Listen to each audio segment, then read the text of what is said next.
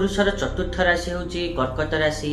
से कर्कट राशि जिते सब व्यक्ति अच्छा शुक्रंकर जो गोचर 19 एप्रिल रु आरंभ होगा जाऊँगी फल जिते सब कर्कट राशि व्यक्ति मैंने अच्छा सुख सौभाग्यर ग्रह शुक्र कौन सब फल देवे से विषय आज आम यही भिडियो रे आलोचना करिबा। नमस्कार, मुझे आशीष पुनः स्वागत करुच्ची मो यूट्यूब चैनल को। शुक्र आपण मानू अर्थात कर्कट राशि जिते सब व्यक्ति अच्छा कौन सब शुभ अशुभ फल देवे एकादश भाव में गोचर करने द्वारा से विषय तो डिटेल्स रे आलोचना करवा।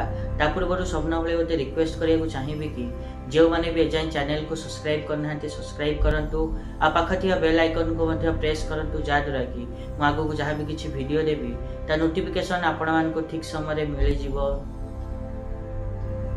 जदि आम कर्कट राशि कथा कहवा ताले कर्कट राशि जिते सब व्यक्ति अच्छा शुक्र 19 एप्रिल परठू एकादश भाव में गोचर करेंगे जहाँफल कि एकादश भाव हूँ आमर लाभर भाव। आपण मानक यही समय 19 एप्रिल परठू धन लाभ हम ता सहित आपण मैंने खास करी गाड़ी लटेरी स्टॉक मार्केट यही सबुठ लाभ पाइपर।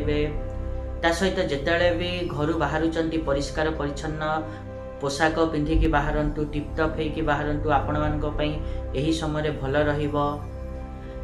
जिते सब कर्कट राशि व्यक्ति मैंने अच्छा शुक्र किभली फल देवे आशा करी कि मुझे कहली आपण मैंने ठीक रे बुझी पार्थिबे। आदि वीडियो भल लगी निहाती रूपे वीडियो को लाइक करूँ शेयर करूँ आ चैनल को सब्सक्राइब करने तो जमा भूलतुनि। आज देखा नेक्स्ट वीडियो रे। रहुची नमस्कार।